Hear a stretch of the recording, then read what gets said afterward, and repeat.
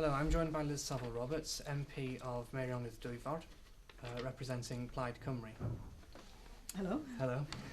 Thank you for coming. You're welcome. Okay. You were born and brought up in Eltham, London. Why choose Plaid to represent? Because I ended up going to university in Aberystwyth, where I learnt Welsh at the age of 18 and also Irish. I went back to London briefly, but there didn't seem much point in being in London having learnt Welsh. There wasn't so much professional use for it there. Yeah. And I had the opportunity to come back. I was working with a little commercial magazine in London. I had an opportunity to come back and work with local newspapers in northwest Wales. And I've been here ever since. Oh, right, well. What is it like representing a very rural area in Parliament? You spend an awful lot of time travelling. The constituency is 843 square miles, and I live 40 odd miles away from the office. So there's a lot of travelling within the constituency, and there's also a lot of travelling back and forwards towards London and back. So I'm very grateful, particularly for the direct line Virgin trains that go to London, because you can do an awful lot of work on them. You can do a lot more work on a train than you can do in a car, and you get there a lot quicker too. Yeah. All MPs have to swear an oath of allegiance. However, Leanne Wood, your leader, said on television that she is anti-royalist. Does that sit comfortably with you? People are very fond of the royal family. I feel a bit ambiguous towards them, but they exist. I am a pragmatist as well. If I'm going to go into politics and do that which I can as a member of Parliament, I have to swear an oath. So I've gone ahead and done that. All right. Okay. I think if I want to achieve something, there are more significant battles to the people in my constituency and the people of Wales than that one, in my belief. All right. Okay. So you're saying that you're anti-royalist? I'm comfortable that they exist. I don't really believe that people are born to a certain position or that they inherit a certain position, but I don't think that that's a fight that I would be losing sleep over fighting. There are other things that I think matter more to Wales and the people of Wales than that fight in itself. Okay. So how can you swear the oath of allegiance honestly? Because I want to be able to operate as an MP, and I wouldn't be able to operate as an MP unless I swore an oath of allegiance. All right. Okay. Yeah. The SNP are pushing for another referendum, but during the election last year, Leanne Wood was asked she would push for Wales to have an independence referendum. She did not rule this out entirely. So in the future, is that Plaid's plan? It is Plaid's long-term aim. One of its raison d'etre is that belief that independence is the right thing for Wales. Independence and Wales and even the institutions that we have in Wales are completely different to those that are in Scotland. And there would be, again, to be a pragmatist, there's no point in going for a referendum on something which you are fairly certain you're going to lose.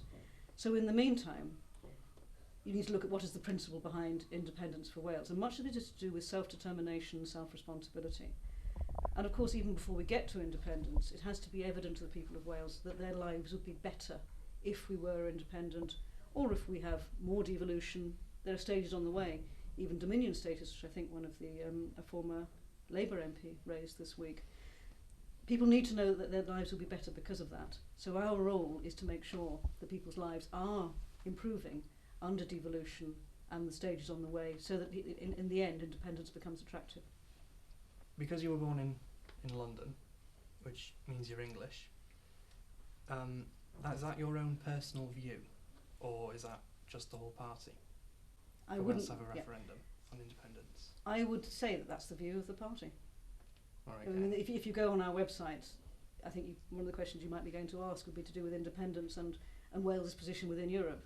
Those are some of the fundamental principles of Plaid Cymru. How they then translate into our policies and what we do from day to day, there's a process of translating it as we go along.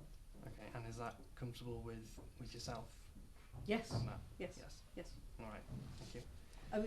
You mentioned being born in London. You see, Yeah. where you are and where your identity lies isn't a matter of pedigree or necessarily of the geography where you started off and where you moved from. What's quite important for Plaid Cymru is that it doesn't matter what your pedigree is, whether you're one of the apps with the very Welsh names. That's not what it's about. It's whether you are on this piece of the earth and whether you're looking for its best opportunities into the future. Plaid's position on the EU was that they wanted to remain.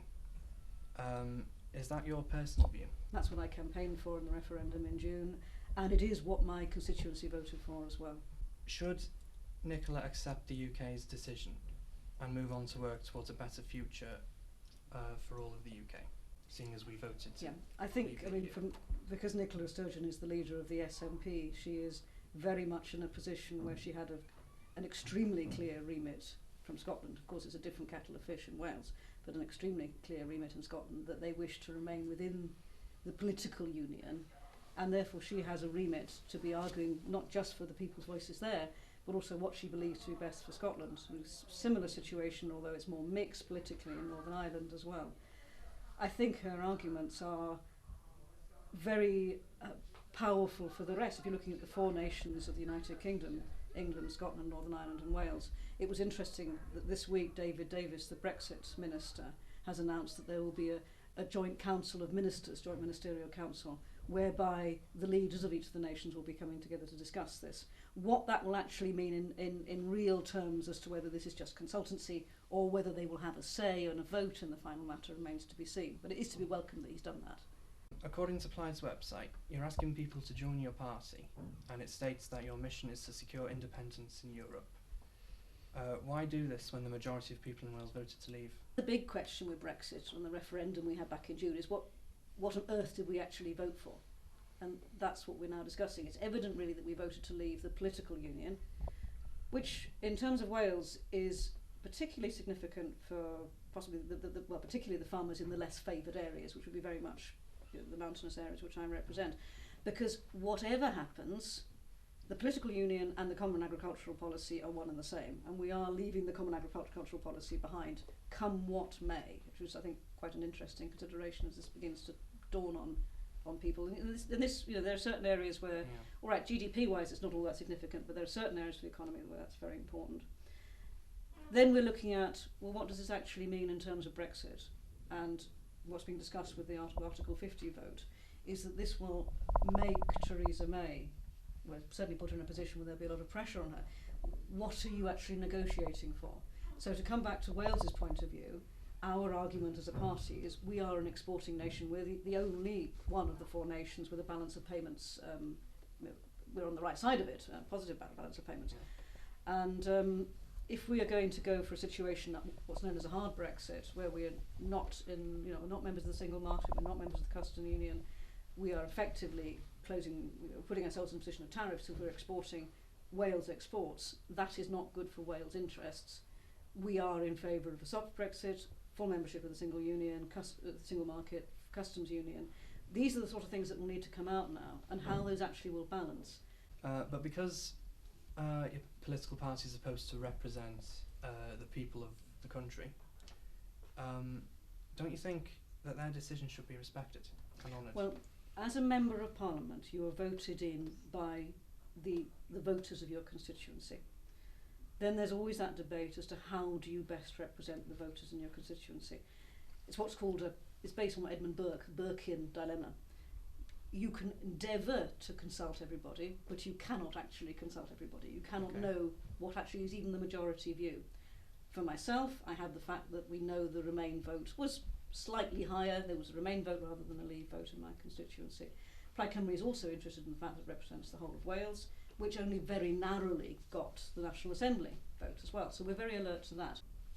The thing is, with leaving, you mentioned about Wales working towards independence from the United Kingdom. Wouldn't that bankrupt Wales if they were to rejoin the EU independently? It's all stages on the way. Of course, you have to develop the economy in the first place. You see, and one of our arguments has been that the way that Wales is funded out of Westminster has never been on the basis of need. In fact, we're funded to a lesser degree per head than Scotland is as well. And if we were funded according to need, if there actually was a principle within the United Kingdom, which there is not, of endeavouring to deal with inequality of regions, then we would be in a position to develop our economy to the point which I cannot, in all honesty, see that anybody could actually object to, where the economy would be self-sufficient.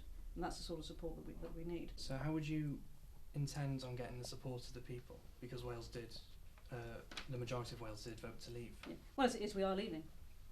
My job now is to work to improve the economy of Wales, because that, to me, until Wales is a sufficiently wealthy place for you to want to live, as well as what I regard as the social values, until those things are in place, independence it's a nice idea, but I know it doesn't make sense to people out on the street. So our role is to develop the economy.